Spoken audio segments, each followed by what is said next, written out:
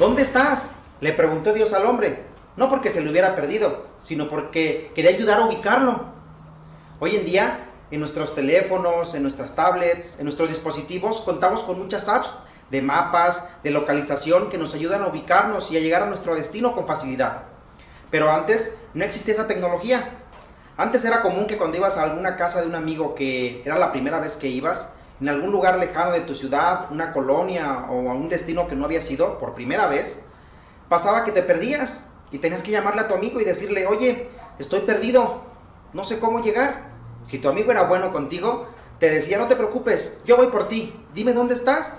Y para hacerlo, tú podías ver a tu alrededor, identificar qué cosas había y así tu amigo poder ubicarte. Él llegaba por ti y tal vez ibas en coche y él iba en el suyo y te decía, sígueme. Y después podías llegar junto al destino con él. Dios hizo algo parecido con Adán en el huerto del Edén y lo sigue haciendo hoy con nosotros. Muchas veces la manera de tratarnos que Dios utiliza consiste en plantearnos muchas preguntas. ¿Lo ha hecho contigo? Por ejemplo, tal vez tu pastor, tu líder de jóvenes se acerca contigo el domingo o entre semana te manda un WhatsApp, un mensaje o te deja algún texto en el Facebook y Dios te pregunta, ¿cómo estás? ¿Cómo vas? ¿Has leído la palabra de Dios? ¿Te has sentido bien? ¿Tienes algún problema? Tal vez tus papás te preguntan si pueden ayudarte en algo en la semana, en alguna situación que puedas estar viviendo. O aún más, si algún amigo tuyo conoce de algún problema o situación por la que estás pasando, llega a preguntarte, ¿puedo ayudarte a orar? Son las maneras en que Dios nos pregunta y nos ayuda a poder ubicarnos. Cuando Dios les preguntó a Adán y a Eva dónde estaban, fue porque ya habían pecado. Él lo sabía. Dios pudo habérseles aparecido a Adán y a Eva en sus espaldas y tal vez sorprenderlos. O pudo haber desaparecido el árbol en el cual se escondían. O pudo haberse aparecido en ellos cuando estaban a punto de pecar y comer de ese fruto, y sentirlos o hacerlos sentir humillados. Pero no lo hizo. Lo que sí hizo Dios fue que enseñó su misericordia, su gracia, la manera en que Él trata con el pecado y la manera en la que Él trata con el pecador. Lo primero que Dios hace es preguntar, ¿dónde estás? Dios siempre es claro y va directo al grano. Esa pregunta nos ayuda a poder dar con el verdadero problema. ¿Dónde estás? Esa es una pregunta por la que Adán debería tener una respuesta. Adán debió de haber contestado algo como esto. Exacto, ¿qué hago escondiéndome de Dios? Él ha sido tan bueno conmigo. No solo me creó, sino que me puso en un lugar maravilloso que era el huerto. Me dio una mujer como compañera. Y aunque me equivoqué, iré con Él y le pediré perdón. En ningún momento me ha dado una razón para creer que no me ama. Yo me equivoqué, voy a confiar en su bondad y me someteré a lo que Él determine. ¿Pero qué crees? No fue así. Adán empezó a mostrar los síntomas de un corazón que no está bien. Se vio claramente que su relación con Dios ya no concordaba con el diseño original. Vamos a aprender sobre varias acciones que experimentamos por primera vez por causa del pecado. Obviamente, antes debemos definir el pecado.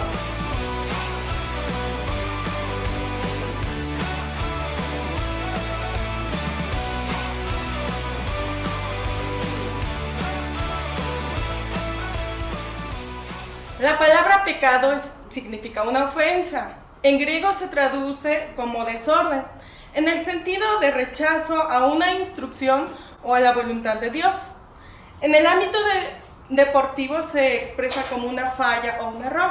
Por ejemplo, en el tiro con arco se supone que la flecha tiene que dar en el blanco o cerca, siempre y cuando sigan los principios que rigen la arquería. Si el tirador lanza una flecha y ésta se clava en un árbol o se estrella contra una piedra, pero nunca da en la diana, que es el objetivo con los círculos de colores, es una falla. No dio en el blanco, es un pecado. Como vimos en la sesión pasada, somos diseñados para representar a nuestro Dios como fruto de una relación viva y activa con nuestro Creador. Cuando representamos a Dios, estamos dando en el blanco. Adán y Eva fallaron, prefirieron darle la razón a la serpiente o a sus propias ideas y deseos, desobedeciendo la instrucción de Dios que les había dado todo para disfrutar. Al creerle a la serpiente, sus acciones solamente evidenciaron la decisión que ya habían tomado en su corazón. Hay una frase que dice así: hacemos lo que hacemos porque amamos lo que amamos. Nadie los obligó a pecar. Nadie les puso una pistola. Ni siquiera existían. Nadie los obligó a comer del fruto. Nadie los chantajeó para que tomaran esa decisión. En Génesis no vemos a Adán meditando ni considerando lo que Dios dijo. Él solo se dio a una indicación opuesta a lo que dispuso el Señor. Una instrucción que sí era buena. Dios le dijo esto en Génesis 2, 16 y 17.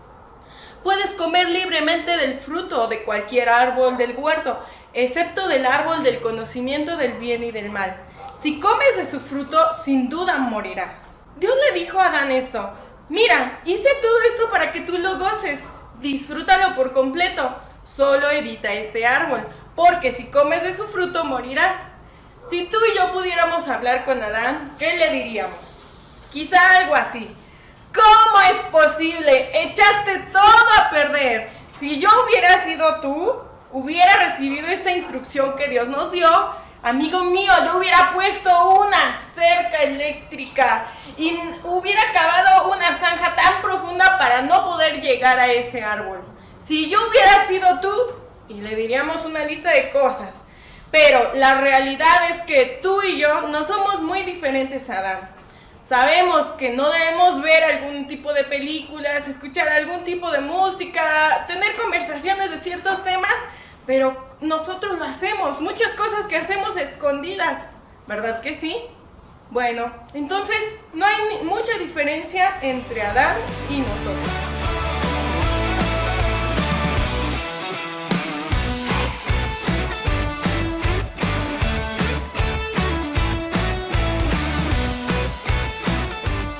Dios nos ha dado a ti y a mí una oportunidad al igual que se la dio a Adán. En la Biblia, en Deuteronomio 30, Dios le da a elegir a su pueblo. Mira lo que les dice: hoy te doy a elegir entre la vida y la muerte, entre el bien y el mal. Hoy te ordeno que ames al Señor tu Dios, que andes en sus caminos y que cumplas sus mandamientos, preceptos y leyes. Así vivirás. ¿Pero qué crees? Si tu corazón o el mío se rebelan y no obedecemos, sino que nos desviamos a adorar y a servir a otros dioses, te advierto que hoy serás destruido sin remedio. Dice, continúa el versículo: hoy pongo al cielo y a la tierra por testigos contra ti, de que te he dado a elegir entre la vida y la muerte, entre la bendición y la maldición. Elige pues la vida, para que vivan tú y tus descendientes. Ama al Señor, tu Dios. Obedécelo y sé fiel a Él, porque de Él depende tu vida. Ahora veamos la instrucción que da Cristo directamente y veamos si se parece a la que leímos en Deuteronomio. Cristo sostiene una plática con un experto de la ley que deriva en un recordatorio de la instrucción dada en aquel libro del Pentateuco. En Lucas 10, 25 al 28 dice: en esto se presentó un experto en la ley, y para poner a prueba a Jesús le hizo esta pregunta: Maestro, ¿qué debo hacer para heredar la vida eterna? A lo que Jesús contestó: ¿qué está escrito en la ley? ¿Cómo la interpretas tú? Como respuesta el hombre citó: ama al Señor tu Dios con todo tu corazón y con todo tu ser, con todas tus fuerzas y con toda tu mente, y ama a tu prójimo como a ti mismo. Bien contestado, le dijo Jesús, haz esto y vivirá. ¿Lo ven? Se trata de amar a Dios. Los demás son síntomas de que estamos pecando y fallando en dar en el blanco. Ahora bien, ¿amas a Dios? A ver, ¿amas a Dios? La manera de demostrarlo es eligiendo obedecer las instrucciones que nos ha dejado en la Biblia. Si no estamos tomando en cuenta a Dios en nuestra vida, estamos ofendiéndolo, porque actuamos con menosprecio de lo que se nos ha dicho respecto de cómo actuar, conforme al diseño original. Adán hizo todo lo contrario a lo que disponen las palabras de Dios, y cayó en el error y en el engaño de considerar otra opinión y la suya como más importantes, verdaderas y válidas que las del Creador.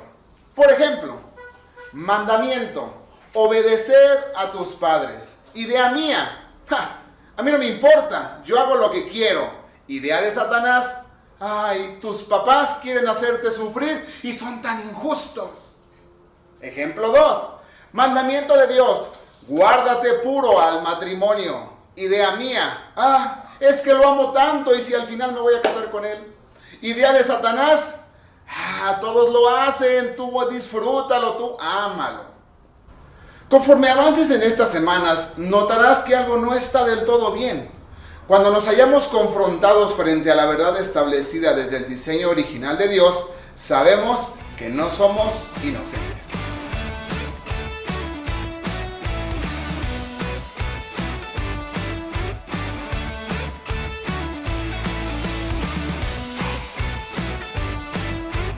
En Adán identificamos muchas actitudes que se parecen a las nuestras.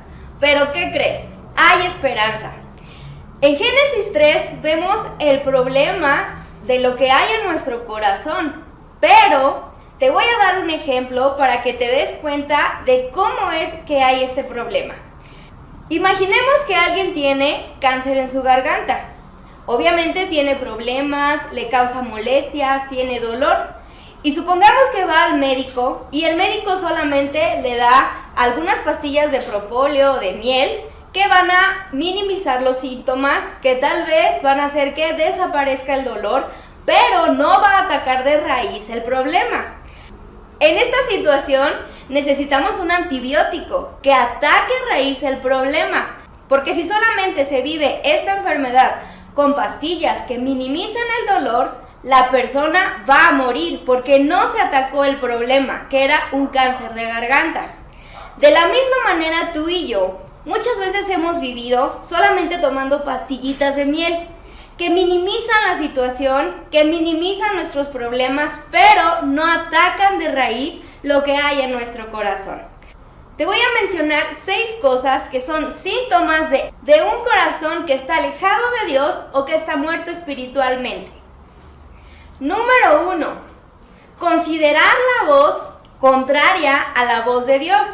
¿A qué nos referimos con considerarla? ¿Tú recuerdas en la historia de Adán y de Eva que Eva empezó a platicar con la serpiente? Empezó a prestar su oído a cosas que la serpiente estaba diciendo.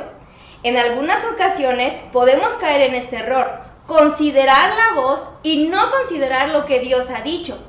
¿Cómo podemos saber esto? Hemos usado frases como, ay, no es tan malo, ay, no exageren, no pasa nada. Estamos considerando la voz que no viene de Dios y eso es el primer síntoma de un corazón que está muerto espiritualmente o alejado de Dios. Número 2. Ser guiados por lo que vemos y no por lo que Dios ha dicho. ¿Recuerdas que este árbol y este fruto era codiciable a la vista? Era hermoso. Y nosotros estamos rodeados de cosas que parecen hermosas, que están disfrazadas de wow, algo padrísimo, pero su fin es destrucción. Un corazón alejado de Dios o muerto espiritualmente se deja guiar por lo que ve y no por lo que Dios ha dicho. Número 3. La presencia de Dios nos atemoriza. ¿Recuerdas que cuando ellos comieron del fruto que no debían comer y escucharon la voz de Dios se escondieron? Un corazón que está vivo espiritualmente y un corazón que está cerca de Dios sabe que en Dios encuentra perdón, encuentra restauración, pero un corazón que está alejado de Dios y muerto espiritualmente se esconde. Y la voz de Dios, en vez de traerle calma y paz, le trae terror, porque piensa que Dios le va a castigar. Número 4. Dios nos busca. Así como fue a buscar a Adán y a Eva y les dijo que dónde se encontraban, continuamente Dios nos está buscando. Pero en lugar de nosotros escuchar esa voz y acercarnos a Él, nos alejamos cada vez más. Y creemos que merecemos mucho más de lo que Dios nos ha dado. Número 5. Ante una segunda oportunidad para arrepentirnos, como fue el caso de Adán y Eva, que Dios les dio la oportunidad, una segunda oportunidad para arrepentirse, en lugar de tomar su responsabilidad y confesar en lo que habían fallado, empezaron a culparse unos a otros y empezaron a culpar a las circunstancias. Muchas veces tú y yo culpamos y decimos frases como, es que si mis papás fueran más, es que si fuera diferente, si hubiera nacido en otra familia, y no nos responsabilizamos por lo que nosotros hacemos. Número 6. Terminamos culpando a Dios por lo que hemos hecho. Hacemos las cosas, realizamos cosas que son separadas completamente de la voluntad de Dios y después preguntamos, ¿pero por qué a mí? ¿Por qué me sucedió esto a mí cuando hemos vivido alejados de Dios completamente? Dice Proverbios 19:3, la gente, el necio, arruina su vida por su propia necedad y después culpa al Señor. El problema de Adán y de Eva sigue siendo el problema que hay en nuestro corazón. Culpamos a las circunstancias, culpamos absolutamente todo, tomamos medicinas, como les había mencionado, de miel, que solo suavizan las cosas que están pasando en nuestra vida, pero no atacamos el problema de raíz. ¿Y cuál es el resultado? ¿Recuerdas que Adán y Eva fueron expulsados del Edén? ¿Y qué vivieron? Ruina, destrucción, dolor, lamentación, no tuvieron propósito. Y eso es lo que pasa contigo y conmigo. Dios nos ha creado para que lo amemos con todo nuestro corazón, pero hemos entregado este corazón a tantas cosas. Amamos más nuestros sueños, amamos más a nuestros amigos, a las series, a las películas, a la música. Amamos tantas cosas menos a Dios y eso es pecado.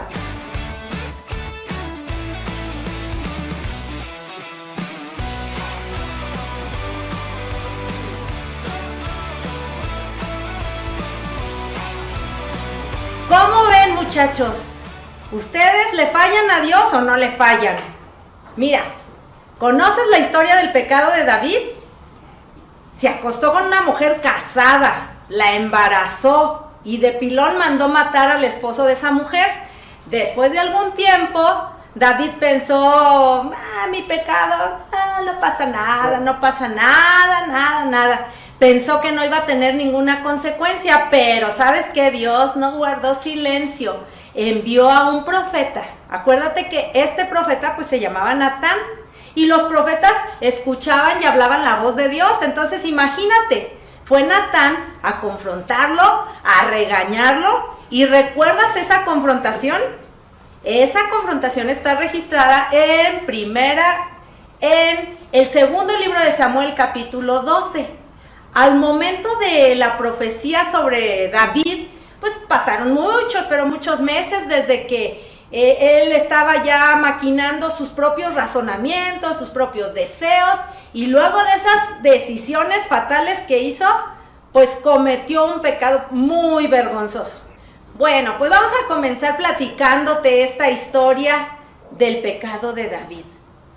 Durante una tarde en la que debía estar en la guerra con la espada bien empuñada, David prefirió quedarse en el palacio muy cómodamente, dejando de lado sus responsabilidades, ¿verdad? Y cometiendo de ese modo el mismo pecado que hizo Adán y Eva. Y fue guiado por lo que vio. Y menospreció a Dios y su consejo. Y esto terminó pues, con un adulterio, con el asesinato de uno de sus mejores guerreros, de los más cercanos, y con la vergüenza de algunos que estaban involucrados, comenzando por él, cuando perdió a su primer hijo con Betsabé. Y antes de la profecía parecía que todo estaba en orden, que no pasaba nada. Sin embargo, de un momento a otro, pues acuérdate que Dios mandó al profeta Natán a visitar al rey David. Mira, Dios muy a su estilo. No empezó culpando como a veces hacemos muchos de nosotros. No empezó atacando para avergonzar a nadie, ni mucho menos a David. No, él empezó con mucha clase. De esta manera usó a Natán para hablarle a su siervo David, con el fin pues de generar una reacción correcta, porque acuérdense que David era un hombre conforme al corazón de Dios. Déjame platicarte cómo llegó Natán hacia el rey. Mira, el Señor envió a Natán para que hablara con David. Cuando se presentó ante el rey, le dijo: mi rey, quiero contarle esta historia. 2 hombres vivían en un pueblo. Uno era rico y otro pobre. El rico tenía muchísimas ovejas y muchas vacas. El pobre no tenía más que una sola ovejita que él mismo había comprado y había criado. La ovejita creció con él y junto con sus hijos. Comía de su plato, bebía de su vaso y dormía entre sus brazos. Era para ese hombre como su propia hija. Pero sucedió que un viajero llegó de visita a casa del hombre rico y como éste no quería matar a ninguna de sus vacas ni a ninguna de sus propias ovejas, para darle de comer al huésped, le quitó al hombre pobre su única ovejita. ¿Y qué crees que sucedió? David empezó a enojarse cuando estaba platicando Natán y dijo: ¡ay, qué coraje me da! Tan cierto como el que el Señor vive, que quien hizo eso merece la muerte.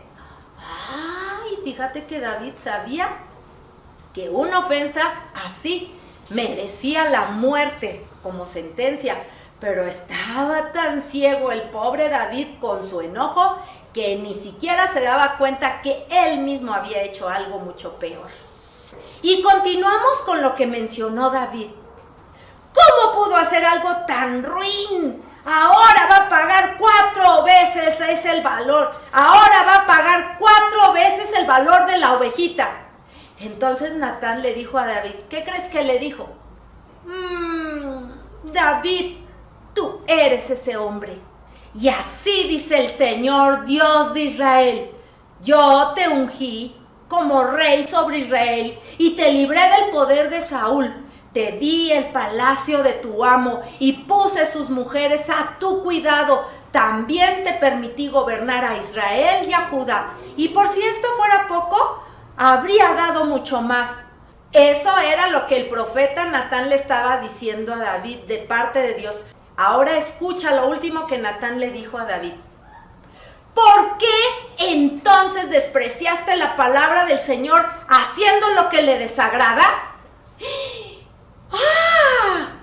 Dios no pregunta, fíjate bien, ¿por qué cometiste adulterio? ¿O por qué mandaste matar a tu amigo y a tu guerrero?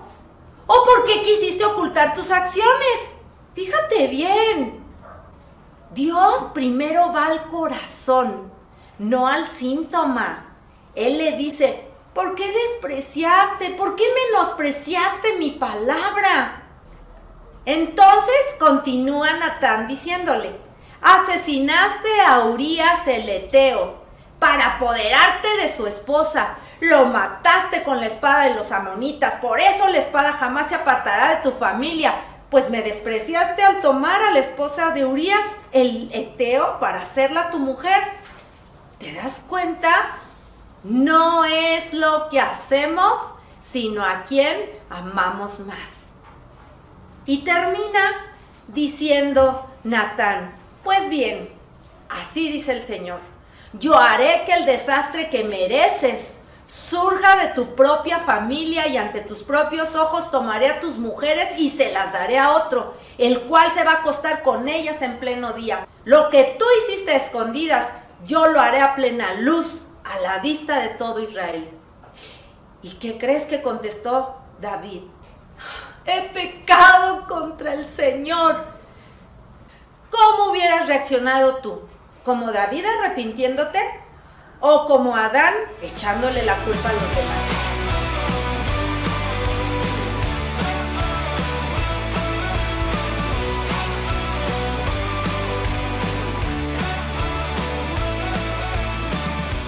¡Qué impresionante narración! ¡Cuánto contenido en tan pequeña porción! Pero lo más asombroso es que estamos hablando del rey David. Era un hombre conforme al corazón de Dios.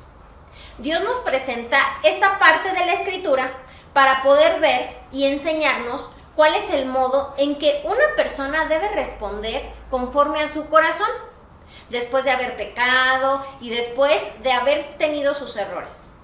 Dios trata este asunto con amor, pero la sentencia era dura. El mismo David lo reconocía. Por la historia de la oveja, él mismo sabía que él tenía que merecer la muerte. Y Dios sentencia a David. Sin embargo, al escuchar esta sentencia, David responde de una manera diferente de cómo respondió a Adán, que culpó a Eva. David también hubiera podido haber dicho algo como esto. Ay, pues ¿quién le manda a Betsabé bañarse a plena luz del día si sabe que yo la estoy viendo? O si Urías ya sabe cómo soy, pues ¿para qué deja sola a la mujer? Entiende, Dios, yo soy hombre, tengo necesidades. En ese momento me gustó Betsabé y pues, ¿qué tiene de malo? Mira, acuérdate que desde niño mi papá no creyó en mí. ¿Te acuerdas? Que yo he lidiado con un problema de aceptación y que soy implacable. Y cuando me propongo algo, lo tengo que lograr. Por último, Dios, tú tienes la culpa. A ver, a mí, ¿para qué me pones a ser rey y darme este palacio? Que yo tenga un balcón que dé a la casa de mis siervos. A ver, Dios, relájate. Mira, yo ya borré mi historial, ya me casé con Betsabé y ya nadie se va a acordar de todo lo que hice. Todas estas excusas las pudo haber dicho David, sin embargo, no lo hizo. ¿Tú qué hubieras dicho para poder seguir haciendo lo que estás haciendo que no es correcto? ¿Cuál es tu excusa favorita? Dios nos enseña cómo responde un hombre suyo después de haberle fallado y de llamarle la atención o llamarlo a cuentas. En la Biblia, en la traducción en lenguaje actual, David responde de la siguiente manera: reconozco que he pecado contra Dios y que he hecho lo que a él no le gusta. Y el profeta de Dios, ante esta declaración, le contesta a David: sí, pero el Señor te ha perdonado y no morirás por este pecado. Sin embargo, como has mostrado un total desprecio por el Señor con lo que tú hiciste, tu hijo morirá. Dios es un ser amoroso y paciente, pero también es justo y lo que dijo se tiene que cumplir. En la Biblia también dice, la paga del pecado es la muerte, y esta sentencia también tenía que cumplirse. La sentencia por el pecado es la muerte. Nosotros seguimos pecando y tenemos esta consecuencia que es la muerte. ¿Cómo vas a reaccionar tú? ¿Como Adán, que empezó a culpar a otras personas y a otras cosas, o como David? Reconocer que hicimos algo mal, arrepentirnos y pedir perdón a Dios. ¿Qué es lo que vas a hacer tú?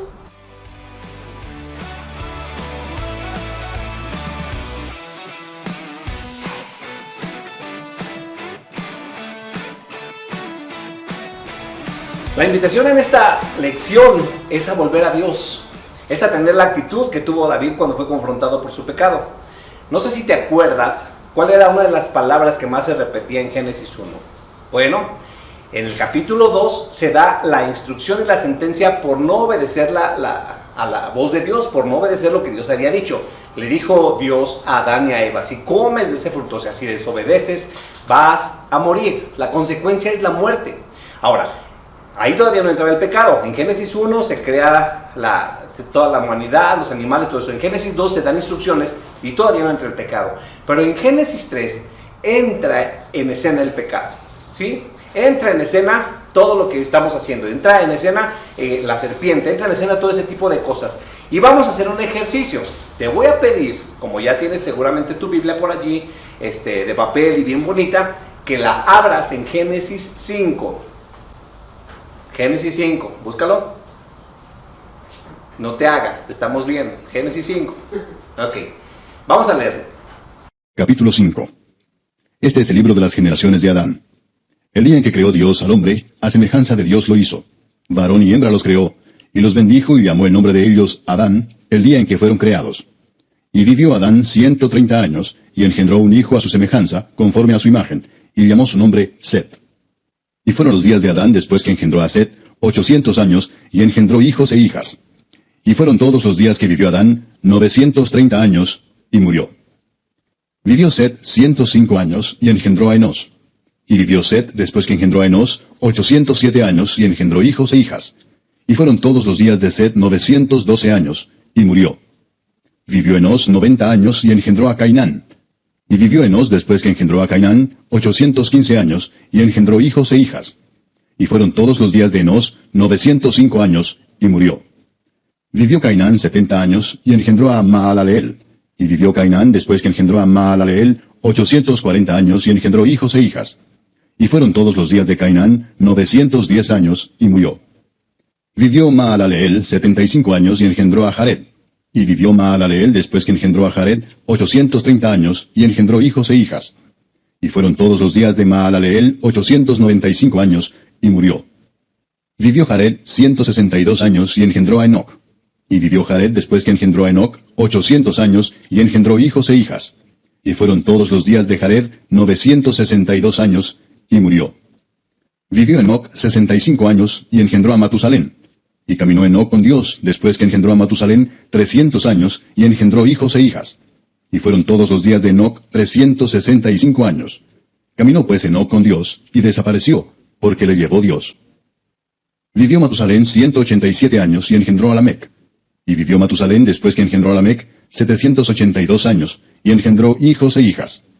Fueron pues todos los días de Matusalén 969 años, y murió.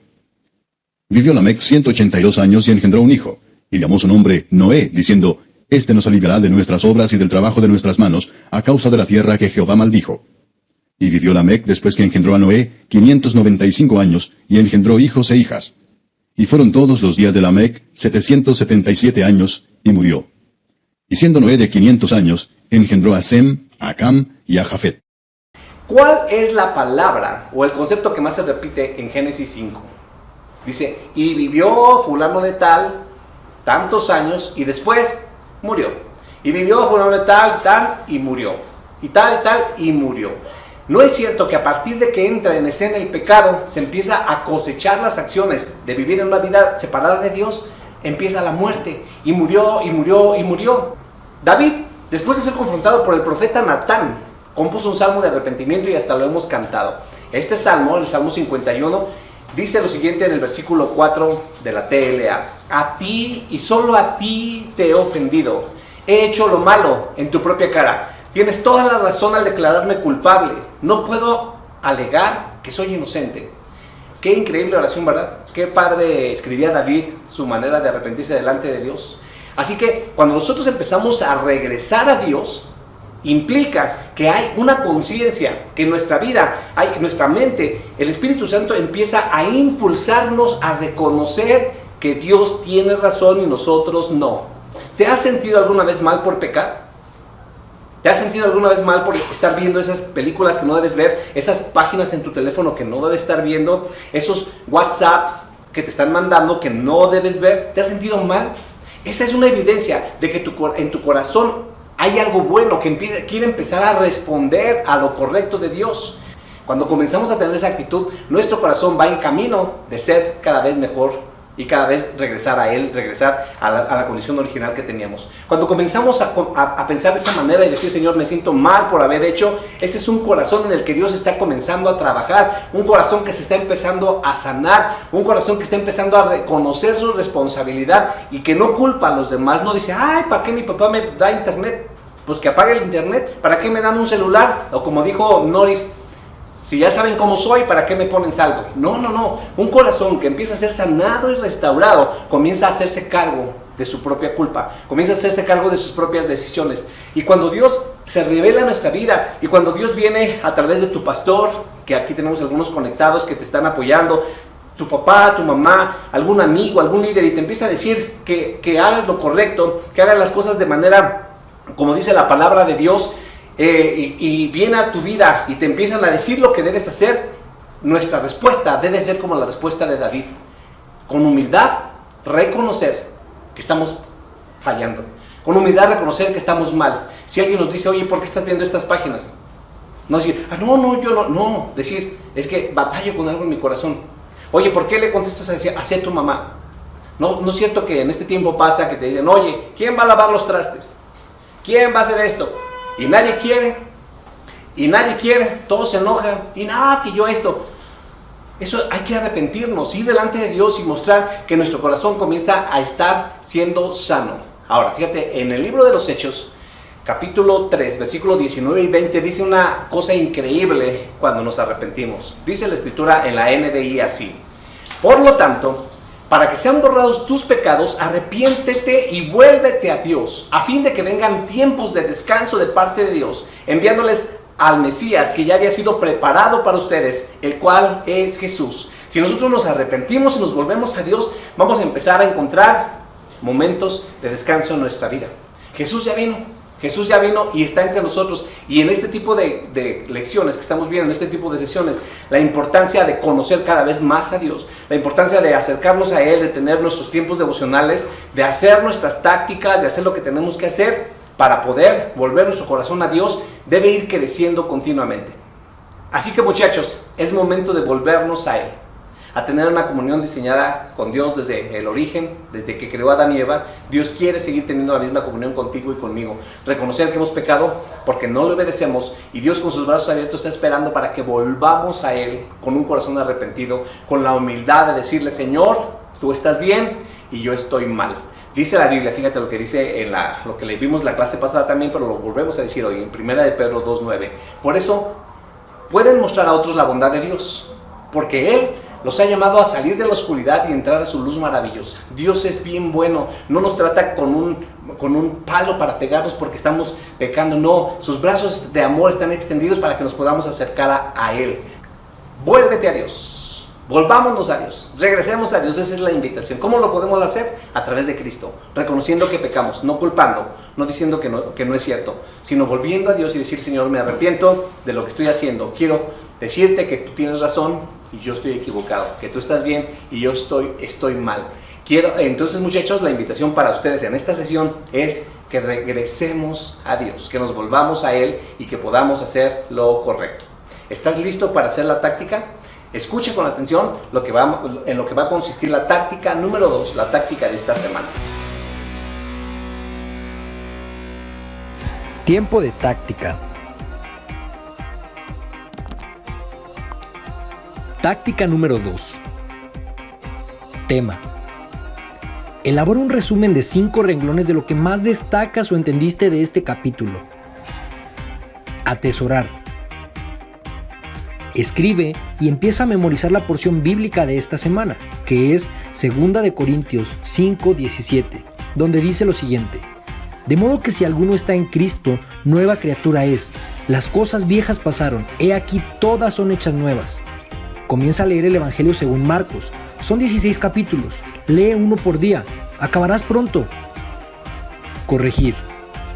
¿Qué pensamiento opuesto a la verdad de Dios estudiada en este capítulo tienes o te causa conflicto en este momento? Escríbelo y léelo en voz alta. Puede ser condenación, culpa, temor, ansiedad, adicción, no poder dejar un hábito oculto, enojo, etc. ¿Qué es exactamente lo que piensas cuando esto viene a tu mente?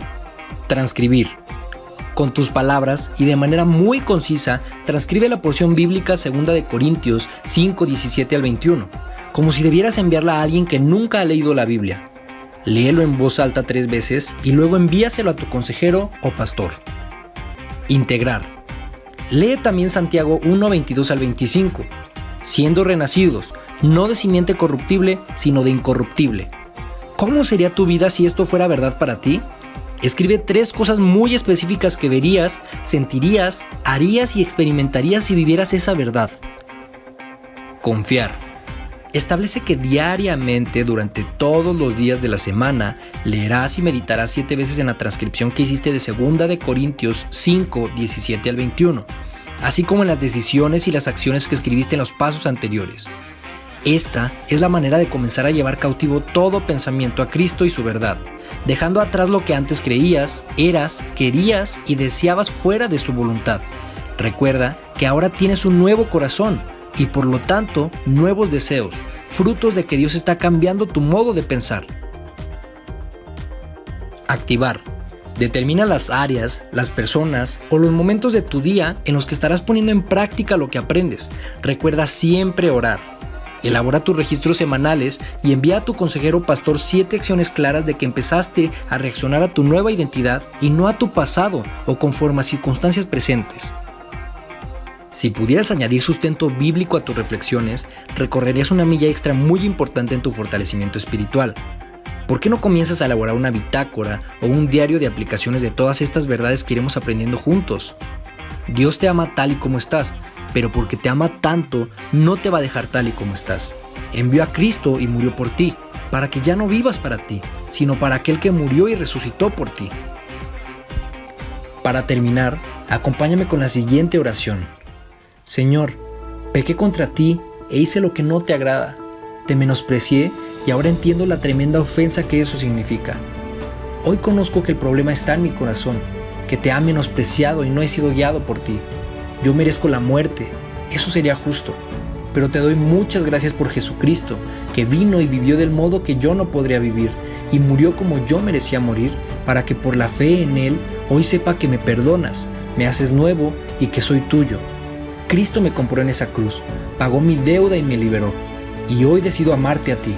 Y para esto te necesito a ti, Señor. Posa tu Espíritu Santo en mí para que pueda generar ese corazón que te ame del modo que tú eres digno. Te necesito, Dios, y te pido todo esto en el nombre de Cristo Jesús, mi Redentor y Rey. Amén.